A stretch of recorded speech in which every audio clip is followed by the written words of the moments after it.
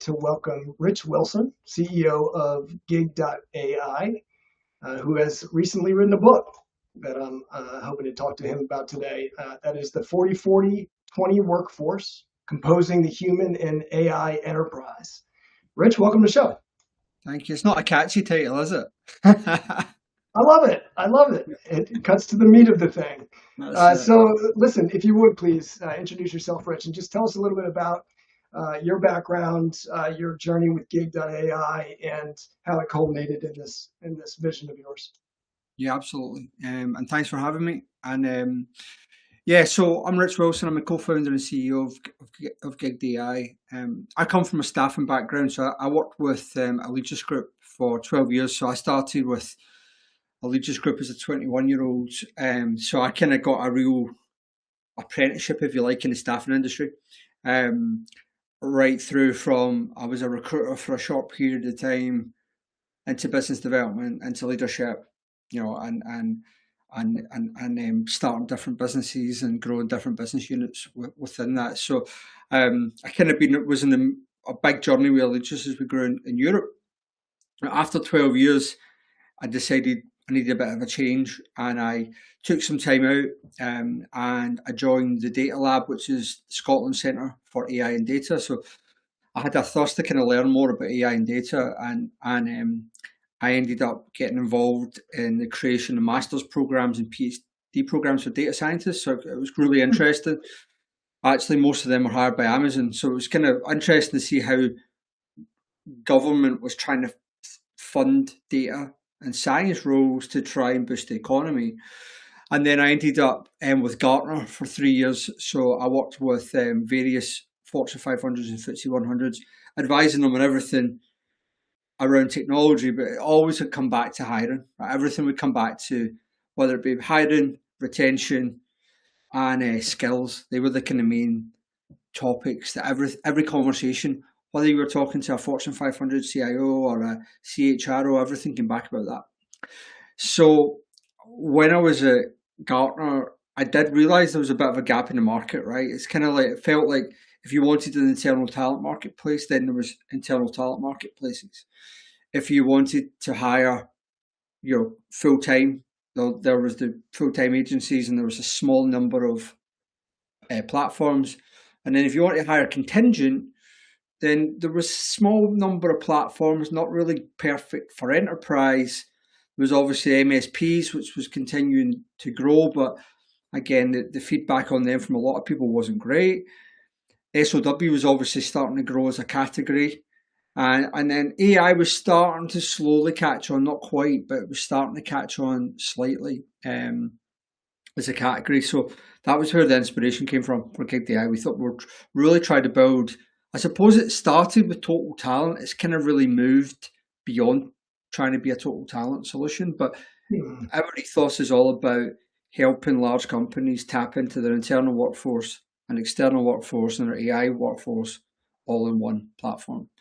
And the 40-40-20 came from that. And I've been writing a lot about this and been speaking a lot about it for a number of years. So the book is really a combination of all of those blogs, meetings, research, all pulled into one place. And that was really the idea for it. It's a free book. We're not selling it. It'll be available to everybody in an ebook, and we will be bringing free copies of a physical to all the events that we're doing. So again, we're trying to get the concept out there. We're trying to get the idea out there. We're trying to get the processes and frameworks that we've learned out there. It's not, I said, it's not a commercial book. It is out there to try and spread the word about what we're seeing in large organizations right now. So 40% internal employees, 40% contingent, 20% AI agents, and you're positioning this as a framework or a prediction? A bit of both, right? A bit of both. The number is always a contentious bit, right? So a lot of people get really hung up on the 40-40-20 number. And really where that comes from, when I was in the staffing industry, I would sit in front of leaders, procurement leaders, HR leaders, TA leaders, and everybody would always be like, hey, I'm trying to have an 80-20 workforce. It was always like everybody was trying to do an 80-20. 80% full-time, 20% non-permanent, whether that be SOW, MSP, outsource, whatever you want to call it. That was always the split. And most organizations were always around 70-30, probably, right? They were never, nobody kind of got to the 80-20 perfectly. But the 40-40-20 is really, it's a prediction of where we see organizations are getting to. And then it is a framework about how do you get there and some of the key things that you need to be aware of. Because if your full-time workforce reduces, that puts a big issue on your current full-time resource.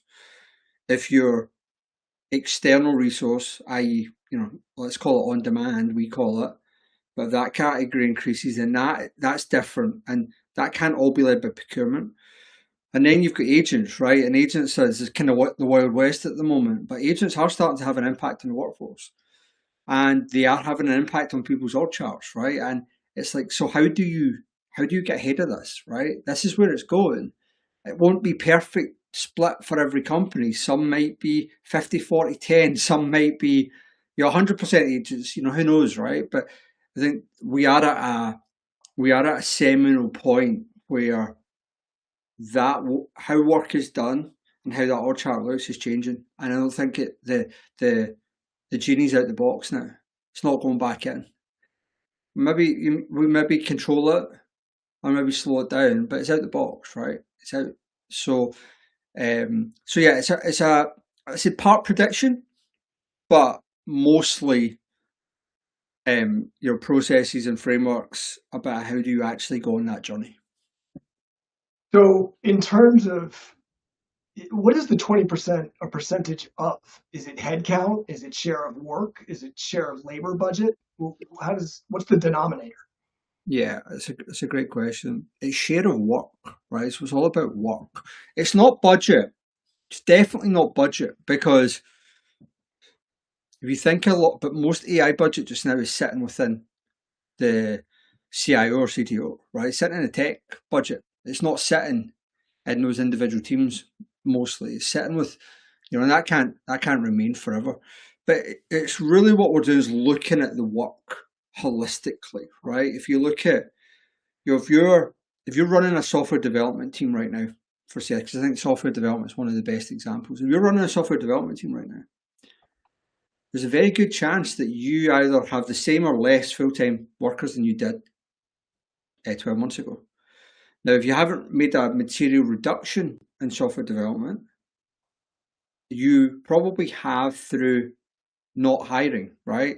Through people leaving and not replacing them. I think we are not seeing massive amounts of people, being laid off in that role. I think there's a lot of talk that there is, but I think if you really look at the work, that there is a reduction in material people doing that job.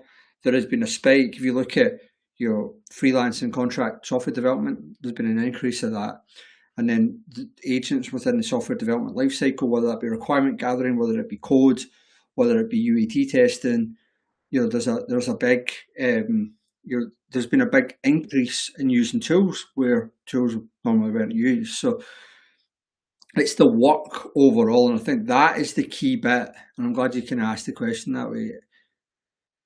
The work is, you got to look at the work, right? You can't look at, well, we've got X number of headcount. You need to try and take a step back and go, right, what is the work we're trying to do? Everybody has broken work traditionally into work and roles. And you had skills-based hiring for a while that was a bit of a hot potato, right? But if you take some of the good stuff from skills-based hiring done a very good job of breaking those, going further, right? So you've got that role. What are the tasks? What are the skills? And I think once you've been able to really look at, like, what are my roles, tasks, and skills, and then I can start to look at the capability, and then I can match the capability to the tasks and skills. Not so much matching the capability to the roles, right? Because that's how we've historically done it. Hey, I need 200 people to do X, Y, Z. Right? Well, let's look at the X, Y, Z now, right? Let's look there first. Let's break it down, and then let's look at the right capability to do that. Now, again, we're mostly still going to be people based. Yeah, but where those people come from is changing. If you look at in the UK alone, we've had 36 quarters of a reduction in full-time hires. If you look at, I think the last month or so, it looks like results have been better. But if you look at the main staffing companies in the world, their full-time fees, their net fees for placing full-time people are down, right? A lot of their contract books are back up, but their net fees about placing individuals on a percentage is down. And I think we're going to continue to see that. And as I said, I don't think we're eradicating people, but I think we are changing that CapEx, OpEx conversation. And I think agents is just going to speed up that process. But to that end, in terms of prevalence, you mentioned on your site that the last 6 months have turned what would be a directional prediction into a near-term reality. Can you mention an enterprise or two that have adopted this? Probably not by name yet, right? I think it's Put quite you on the spot there. yeah. No, it's all good. But I can talk about a few industries that have been able Please. because there is still a reticence around this, right? There's still a fear about about how it goes, and nobody's doing it perfect. Some companies in a very early trajectory. Some are far down the line. I think where we have seen the biggest disruption was within financial services, especially retail financial services, right? So, traditional retail banks who are really first of all, looking at the work more than they ever have done before, right? So I think nearly every financial services company we work with has been able to looking at the work and has decided, hey, let's pilot this, let's look at this properly. And they're getting ahead of that really quickly because they see it changing, right? Now, the difference being they've all had huge AI budgets for a long time. They partner with Microsoft, AWS, GCP. They've had large budgets thrown at them for a long time. So they're quite far down the line, right? So a lot of the banks have been partnering with OpenAI or Anthropic or both, or through Microsoft for a couple of years now. So they're quite far down the line where they've already got agents in the workforce. So we've got one retail bank at the moment, which is really interesting. It did not have a skills inventory of its. They did not know what skills they had, which is not uncommon, right? Most companies will have traditional HR technology like a Workday, but most haven't used it for skills inventory, right? They haven't used it for that. They've used it for payroll, ATS, whatever, but they've not used it to do a really deep skills inventory. So, we've seen, right, start with a skills inventory, then let's do an agent inventory. And that's a new concept, right? So what agents do I have? What are they doing? What have we built? What are we building? And then where can we blend those humans and agents together to try and get work done quicker? So it's not been about net replacing people, right? It's about being able to look, where can the task be done better or quicker with the combination. It's not an and or. It is very much taking those different talent pools and merging them together. The other area where we've seen is within IT services companies, right? Traditionally, if you look at most of the big IT services or systems integrators, their revenues have gone up, but their share price has tanked because of AI. Tanked. Well, look at Accenture. Accenture's having some of the best results they've ever done, but that share price keeps going down. Look at Gartner, where I used to work. Again, revenue, pretty good, but the share price is tanking. And I think those kind of companies are really looking about, well, how can we get ahead of this? Our share price is tanking is because the market thinks that what they do is going to be replaced by AI, right? And it's going to lower the value. Now, that's not been proven, and I don't think it will be proven. But they're really looking at, right, how do we do this? How do we take a current bench, take the AI tools, and then merge them together? And we're seeing more and more like like I say, this is a pivot that we made probably 6 months ago, right? We were very much a combination of an internal talent marketplace and a, open talent marketplace. We were kind of running two, and then we decided to through a work with Microsoft to bring the agent inventory piece, and then start to do it that way. So, I think this is it's a moving target, right? I think every single company, if you look at the big internal talent marketplaces like Deloitte and Fuel 50, and even Workday Skills Cloud, these guys are pivoting pretty hard because the market is just changing, and we're trying to think 6, 12 months ahead of the line. Go, right, what are the features in the market? Like we started creating some features around token costing about 6 months ago. I didn't think anybody would use it. I really wasn't a big fan of it. My CTO was like, no, we need this. I said, nobody cares about token costs. Well, they do now, right? How long that's going to last, don't know. But there is such an evolving in this market. But I think most organizations have realized that agentic AI is going to change the workforce, and it is going to change them to do work. And there's either the ones that are getting ahead of it and being at the front of it, or there's the laggards who are sitting at the back just waiting to see how it pans out. I don't know who's right or wrong, right? But that it is such an interesting time. We've never seen so much change, and there is so much hype, right? But if you take a step back and look at the skills data, there are jobs that are being impacted by AI, right? I think there's all of this AI won't take your job, but somebody using AI will take it. I hate that, right? That we need to eradicate that. Remember during COVID there was quiet quitting and quiet hiring. That's up there with that, right? We need to change that and focus on focus on the reality that if you're a call center agent, your job could have been really badly impacted by AI agents. You'll look at your copywriters. We used to have loads of demand for copywriters on our platform. We don't really have that much. They're not going away. You still need a good copywriter. But you don't need as many. And there are jobs that are being impacted. People having to retrain, they're having to reskill, they're having to. You'll look at people with the green banner. You'll even look at TA. TA is a role that has been really. It's like a roller coaster being a TA professional at the moment, because some of the best TA people I know have been made redundant, and they've got another job, but then they've been made redundant again, not through no fault of their own, but just because they're in the eye of the storm, right? And I think that is where we are just now. There is the eye of the storm, that we are in the middle of it. There's so much hype, there's so much excitement and fear, but we do need to take a step back, I think, and go, is this technology starting to have an impact on how people work? And I firmly believe that it is having an impact, and that the impact is only going to keep getting greater.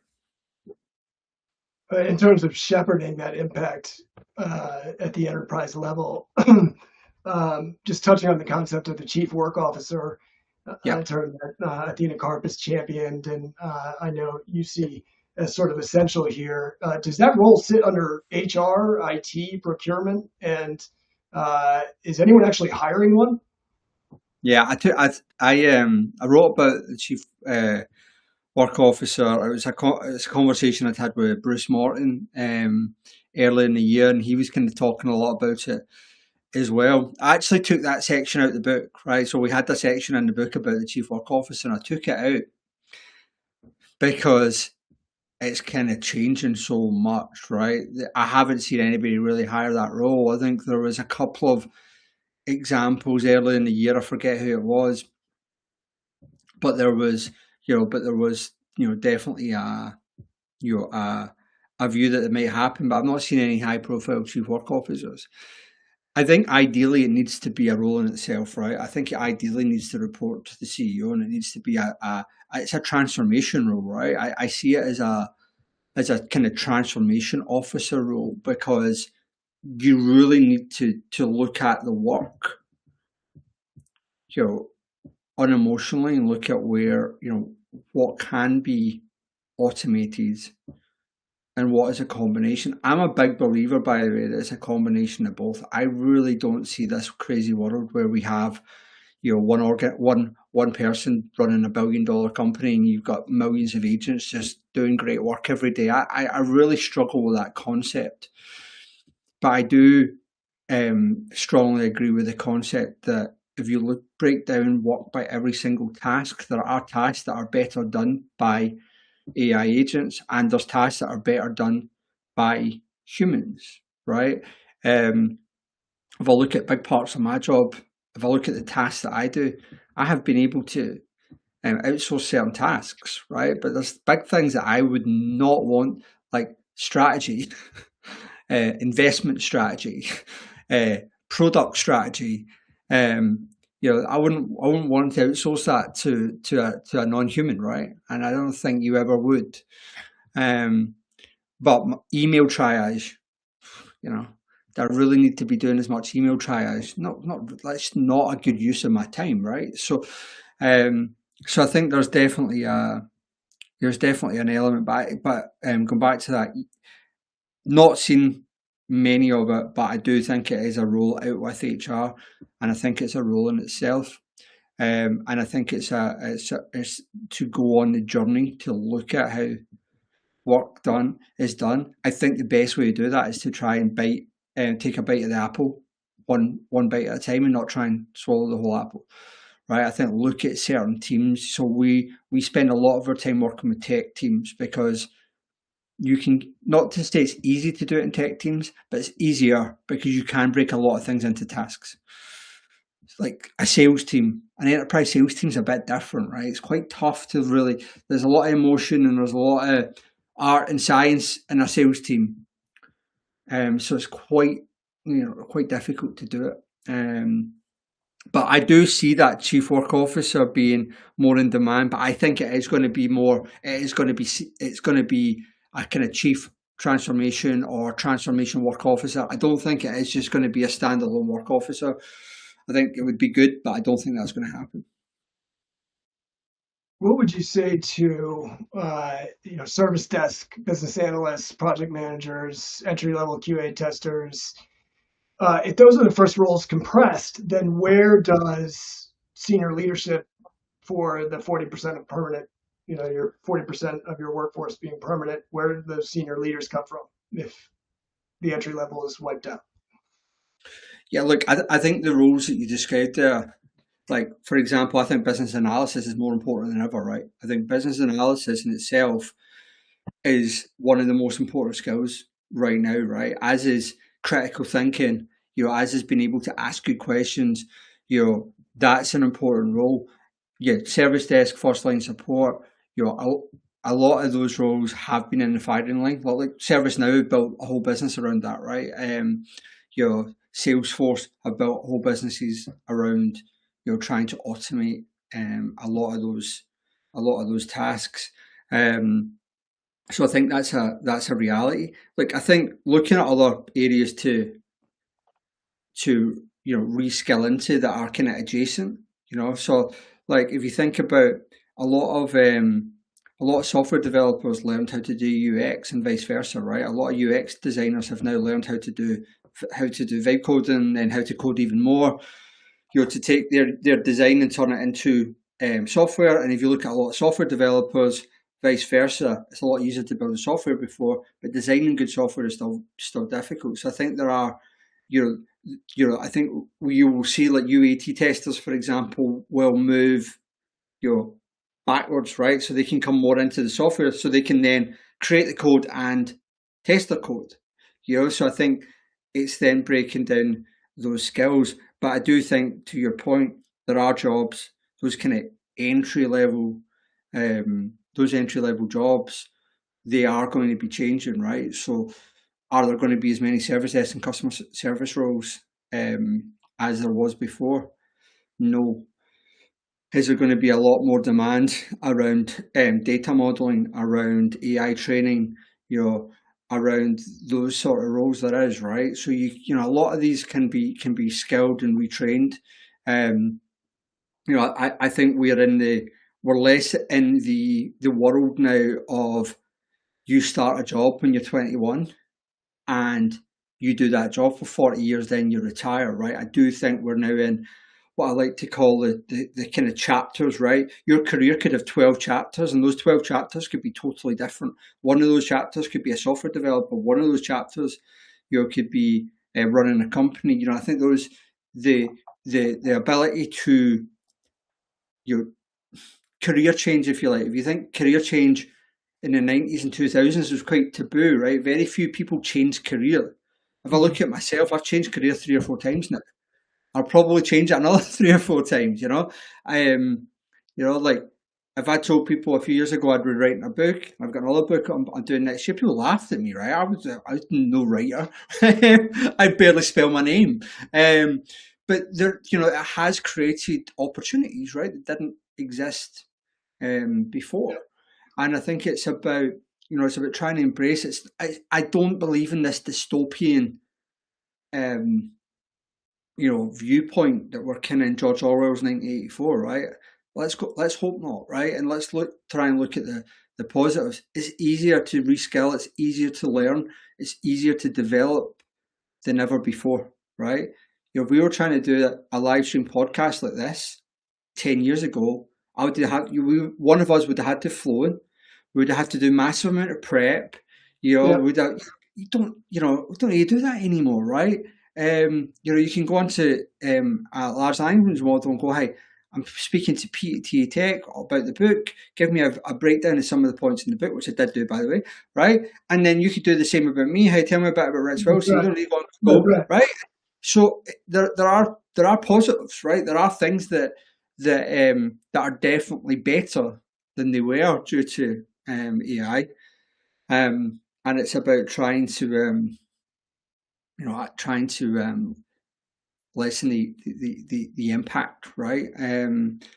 About how much the job disruption is going to be. But like I said earlier, and like your point, there are going to be jobs that are going to be impacted, right? And I think we need to do a better job of talking about that.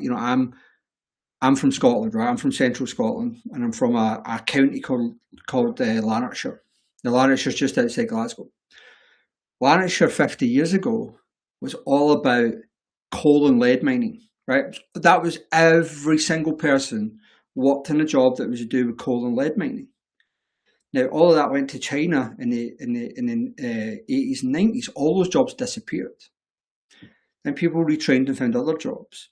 Now, one of the challenges being Lanarkshire especially became a hub for call centres. So a lot of the largest call centres in Europe are in Lanarkshire or out just outside Glasgow.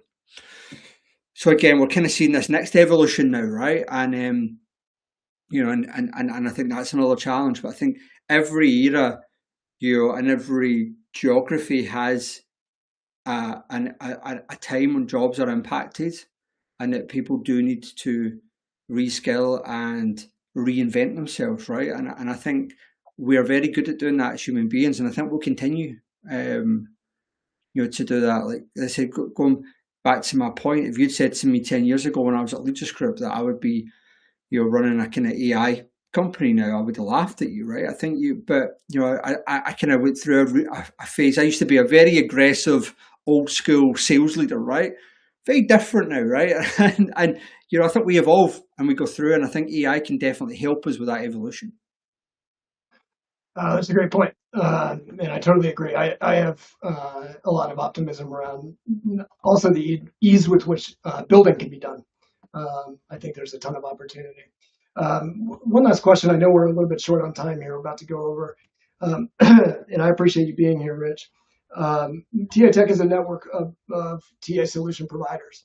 So what does this framework imply from your perspective for their business models, for the recruiting technology vendors?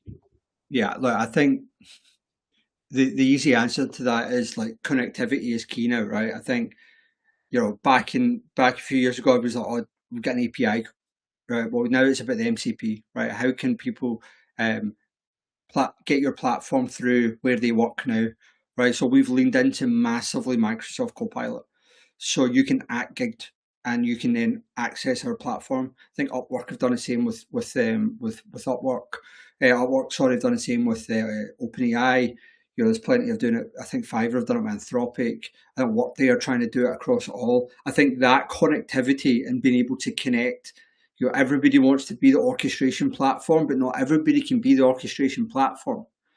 So how can you, seamlessly connect with other data sources and other platforms to make the platform and make the user experience as seamless as it can be? Because I think the user journey of how logging in, waking up in the morning, logging into 10 different platforms, all on you don't need to do that anymore. But the platforms need to connect, and you need to work really, really hard on that connectivity. And I use the word connectivity on purpose. I'm not calling it an API call because it's more than that, right? It's about actually being able to have a two-way connection with other platforms and other systems, which makes life easier for the user, right? I think that's the big change. I think historically, all the big platforms and the technology solutions have largely sat alone. There's not really been that connection, but I think it will be sitting in your Claude or sitting in your Teams or your Copilot, and it's like, how do I just access everything from where I'm working? Instead, and then make sure that those platforms can talk together, and then there's an agent orchestrator that's then connecting to all your platforms. I think being able to have that, if you don't have that at this moment in time, it's not on your roadmap, then I think it needs to be in your roadmap pretty damn quick, right? I couldn't have said it better, and I couldn't have asked for a better closing remark. That connectivity is why TAtech exists. So thank I you hadn't even very thought about that. That's a good question. I hadn't actually thought about that deeply, but I was on a rant with my product team about this the other day because they were showing me the Microsoft, and I'm like, that's great, but what else are you connecting it to, right? It's great that it's available now in Microsoft. That's great, and obviously all of our clients use Microsoft Copilot. That's great, but what about if they don't? so Yeah. so I was on a rant. So yes, that's a good point. Well, where can people find the book? So the book will be going live on the 27th of August as a free ebook. So anybody you can have access to it for free. I'm going to bring some copies to as many as I can fit in my suitcase to TAtech in Amsterdam on the 8th and the 9th. And then I will be doing various book launches and various events over September and October. So we'll be taking them, and we'll be posting them out to people in the industry as well. So, but on the 27th, it will go live online. We'll put it on LinkedIn. We'll put it on the website. But as I said, it will be free as an ebook because I said we want to get the learnings and the frameworks and the research out to the world. It's less about trying to make $20 in a book. Well, we're happy to share it, obviously, with our membership as well. Thank you, Rich Wilson, for being here. The book is 40-40-20 Workforce, Composing the Human and AI Enterprise. And come meet Rich in Amsterdam, September 8 and 9, excuse me. Thanks, everyone, for being here. See you next week. Thank you.